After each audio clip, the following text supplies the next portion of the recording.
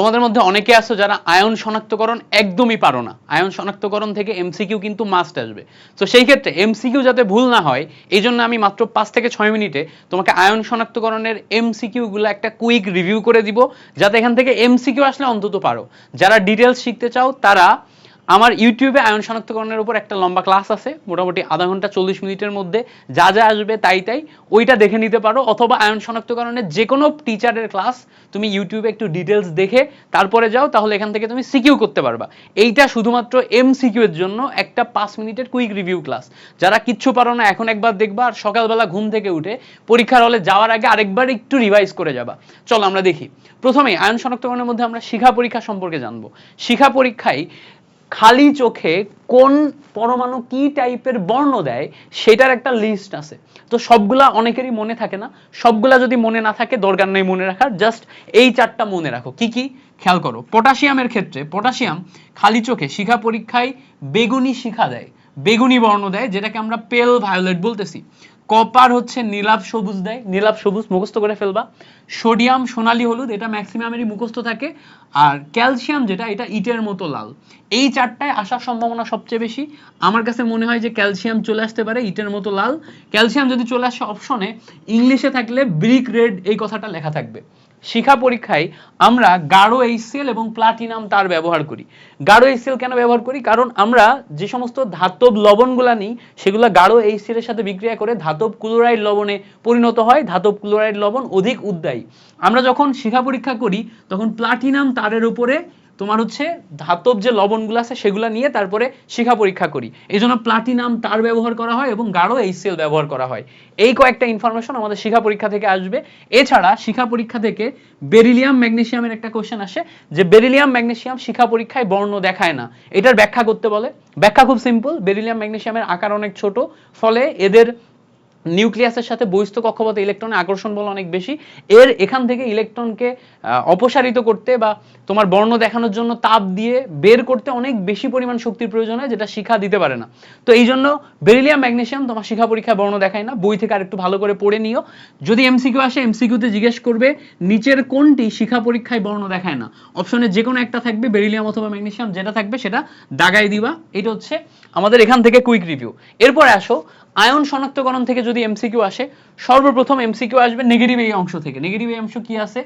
Carbonate এবং sulphate. মাথায় রাখবা কার্বনেট এবং সালফেট এই দুইটা শনাক্তকরণের জন্য আমাদের বিকারক ব্যবহার করা হয় হচ্ছে বেরিয়াম নাইট্রেট।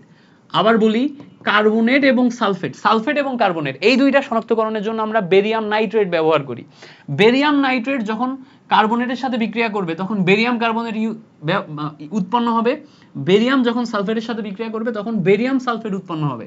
বেরিয়াম কার্বনেট এবং বেরিয়াম সালফেটের মধ্যে বেরিয়াম কার্বনেট যেটা উৎপন্ন হবে এটা আবার HCl এর সাথে বিক্রিয়া করে বেরিয়াম ক্লোরাইড তৈরি করে, যেটা দ্রবণীয়। তাহলে মনে রাখবা কার্বনেট থেকে যেটা তৈরি হবে সেটা আবার HCl এ দ্রবণীয়, বাট সালফেট থেকে যেটা তৈরি হবে, যেমন ধরো সালফেট থেকে তৈরি করলে আমরা হচ্ছে বেরিয়াম সালফেট থেকে যে অংশটা পাবো সেটা HCl এ অদ্রবণীয় হবে।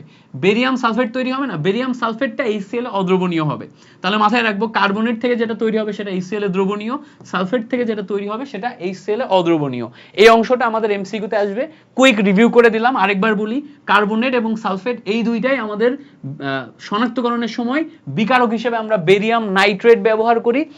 HCl এর সাথে যেই উৎপাদটা তৈরি হবে, কার্বনেট থেকে যে উৎপাদ তৈরি হবে সেটা দ্রবণীয়, সালফেট থেকে যে উৎপাদ তৈরি হবে সেটা অদ্রবণীয়। আচ্ছা, ক্লোরিন শনাক্তকরণের জন্য আমাদের বিকারক হচ্ছে সিলভার নাইট্রেট। আবার বলি, ক্লোরিন শনাক্তকরণের জন্য আমাদের বিকারক কি? বিকারক হচ্ছে সিলভার নাইট্রেট। এটা মাথায় রাখবো। ওকে, গ্রেট। এবার আসো সবচেয়ে গুরুত্বপূর্ণ, যেটা 5 স্টার বলা চাই, সবচেয়ে গুরুত্বপূর্ণ, সবচেয়ে বেশি পরীক্ষায় যেটা আসে সেটা হচ্ছে অ্যামোনিয়াম প্লাস আয়ন শনাক্তকরণ। অ্যামোনিয়াম প্লাস আয়ন বা অ্যামোনিয়াম ক্লোরাইড শনাক্তকরণের জন্য আমরা ব্যবহার করি হচ্ছে নেসলার বিকারক। মনে রাখবো, নেসলার বিকারক। অ্যামোনিয়াম প্লাস আয়ন শনাক্তকরণের জন্য কোনটা ব্যবহার করা হয়? নেসলার বিকারক ব্যবহার করা হয়। জিজ্ঞেস করবে নিচের কোনটি অ্যামোনিয়াম প্লাস আয়ন শনাক্তকরণের জন্য ব্যবহার করা হয়? উত্তর হচ্ছে নেসলার বিকারক। নেসলার বিকারক ব্যবহার করে কোন আয়ন শনাক্তকরণ করা হয়? উত্তর হচ্ছে অ্যামোনিয়াম প্লাস আয়ন বা অ্যামোনিয়াম ক্লোরাইড। ঘুরিয়ে ফিরিয়ে এখান থেকে প্রশ্ন এখানে, এখান থেকে প্রশ্ন এখানে। আবার অনেক ক্ষেত্রে প্রশ্ন করবে যে অ্যামোনিয়াম প্লাস আয়ন শনাক্তকরণ করার জন্য নিচের কোনটি ব্যবহার করা হয়? তখন নেসলার বিকারকের সংকেত দেয়া থাকবে K2HgI4 এর সাথে সোডিয়াম হাইড্রোক্সাইড অথবা পটাশিয়াম হাইড্রোক্সাইড। আবার বলি K2HgI4 এর সাথে সোডিয়াম হাইড্রোক্সাইড অথবা পটাশিয়াম হাইড্রোক্সাইড যে কোনো একটা যদি থাকে, এইটা হচ্ছে আমাদের নেসলার বিকারকের সংকেত। মনে থাকে যেন নেসলার বিকারক থেকে সবচেয়ে বেশি প্রশ্ন আসে। এই সাইডে দেখো আরেকটা প্রশ্ন আছে, সোডিয়াম প্লাস আয়ন শনাক্তকরণের জন্য নিচের কোনটি ব্যবহার করা হয়? উত্তর হচ্ছে পটাশিয়াম পাইরো অ্যান্টিমোনেট K2H2SB2O7। এরকম প্রশ্ন আসে, নিচের কোনটি পটাশিয়াম পাইরো অ্যান্টিমোনেট? K2H2SB2O7। আচ্ছা, তাহলে সোডিয়াম প্লাস আয়ন শনাক্তকরণের জন্য পটাশিয়াম পাইরো অ্যান্টিমোনেট ব্যবহার করা হয়। সোডিয়াম প্লাস আয়ন পটাশিয়াম পাইরো অ্যান্টিমোনেটের সাথে বিক্রিয়া করার পর সোডিয়াম পাইরো অ্যান্টিমোনেট তৈরি করে। সোডিয়াম পাইরো অ্যান্টিমোনেটের সংকেত কি হবে তাহলে? Na2H2SB2O7। এটাকে বলা হবে সোডিয়াম পাইরো অ্যান্টিমোনেট। এটা অংশটা আমরা মাথায় রাখবো। ওকে, গ্রেট। এবার আসো, ক্যালসিয়াম 2+ আয়ন যেটা আছে, এটা শনাক্তকরণের জন্য আমাদের কাছে বিকারক দুইটা। একটা হচ্ছে অ্যামোনিয়াম হাইড্রোক্সাইড, অ্যামোনিয়াম হাইড্রোক্সাইড ব্যবহার করে আমরা শনাক্তকরণ করতে পারি। আরেকটা হচ্ছে অ্যামোনিয়াম অক্সালেট। অ্যামোনিয়াম অক্সালেট মানে কি খেয়াল করো, COONH4।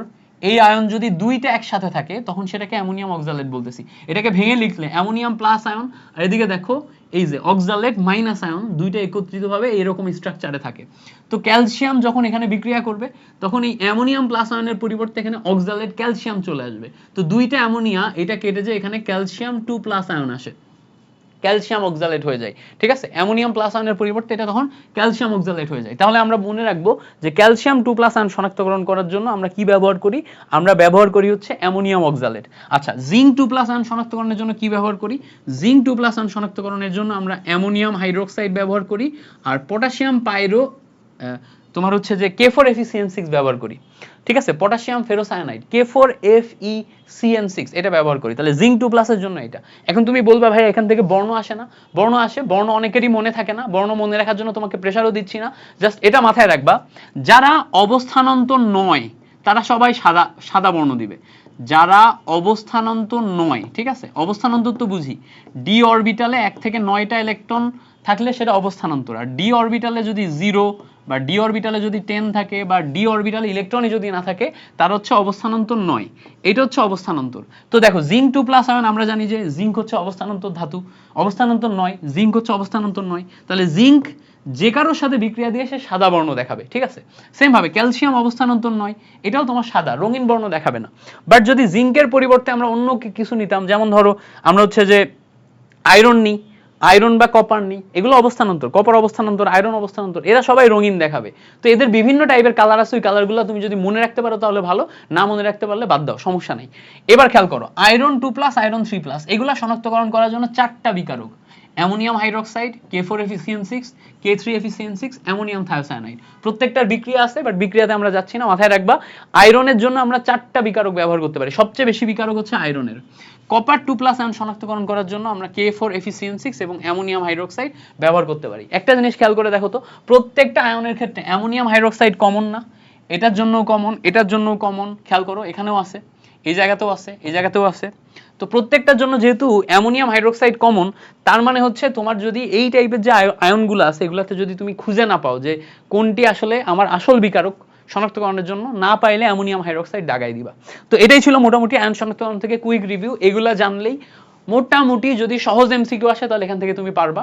আমি চেষ্টা করছি 8 মিনিটের মধ্যে পুরো জিনিসটা তোমাকে বুঝাই দিতে। আশা করি পুরো জিনিসটা তুমি বুঝছো। Thank you so much for watching this video.